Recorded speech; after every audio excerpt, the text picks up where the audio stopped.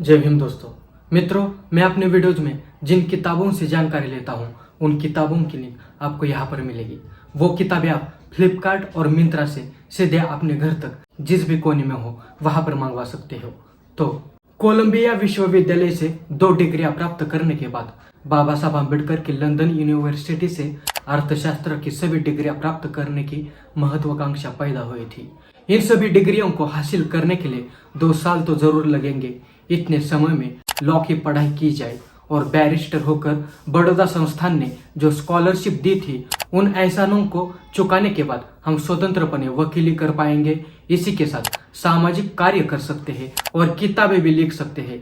ऐसा विचार बाबा साहब के मन में आने लगा था। बड़ौदा संस्थान की स्कॉलरशिप सिर्फ 3 साल के लिए थी और वो स्कॉलरशिप जून 1916 को मिलनी बंद होने वाली थी। अगर ये स्कॉलरशिप और 2 साल के लिए मिलती है तो इन 2 सालों में इंग्लैंड जाकर कानून की पढ़ाई कर सकता हूँ। ऐसी इच्छा बाबा साहब ने इन पत्रों द्वारा बड़ौदा संस्थान के राजा सयाजीराव गायकवाड़ को फरवरी 1916 को कही थी। कई प्रयासों के बाद और प्रोफेसर सेलिगमैन के पत्र के बाद बड़ौदा संस्थान ने और 1 साल के लिए स्कॉलरशिप दे दी। बाबा साहब ने तो ठान ही ली थी कि बड़ौदा संस्थान द्वारा स्कॉलरशिप मिले या न मिले, मैं अपने दम पर लंदन जाकर कानून की पढ़ाई पूरी कर ही लूंगा। और इसके लिए उन्होंने बड़ौदा संस्थान के पत्र की राह न देखते हुए पहले ही न्यूयॉर्क से लंदन जाने के लिए जहाज की टिकट निकाली थी और न्यूयॉर्क को छोड़कर लंदन जाने वाली जहाज में बैठ गए।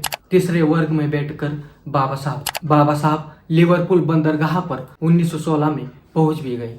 उस समय भारत अंग्रेजों के कब्जे में था। सभी तरफ स्वातंत्र का आंदोलन चल रहा था। यूरोप, अमेरिका, इंग्लैंड जैसे देशों में उस समय हिंदी भारतीय स्टूडेंट स्वतंत्र आंदोलन के लिए कार्य कर रहे थे। इन देशों में गदर पक्ष और अभिनव भारत के लोग काम कर रहे थे। सशस्त्र क्रांतिकारकों की वजह से अंग्रेज सरकार में हिंदी स्टूडेंट के लिए उनमें दहशत और शंका मन में आती थी।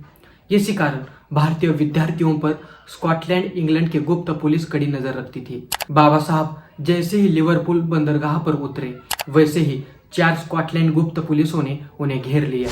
बाबा साहब का तेजस्वी चेहरा और बलशाली शरीर देख उन्हें लगा कि यह भारतीय लड़का इन्हीं संगठनों से हो सकता है। लेकिन बाबा साहब ने उन्हें पूछताछ में कहा, मैं बड़ौदा संस्थान का स्टूडेंट हूँ और लंदन यूनिवर्सिटी में कानून की पढ़ाई करने आए हो।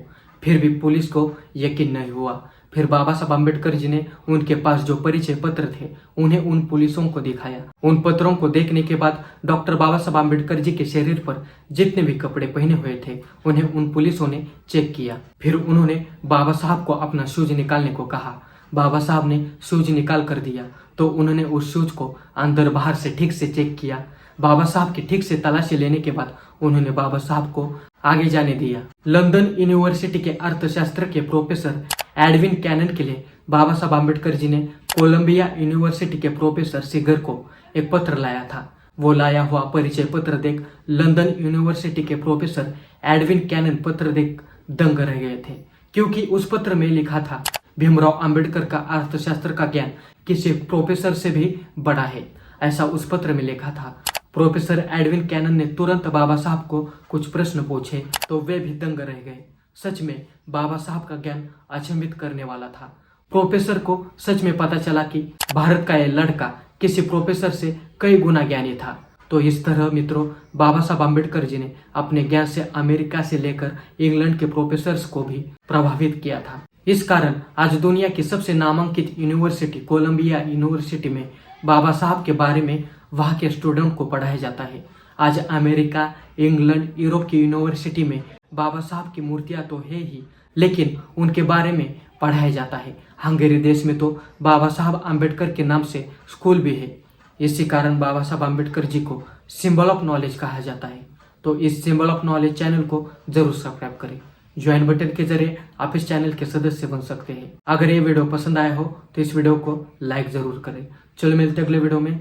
जय भीम।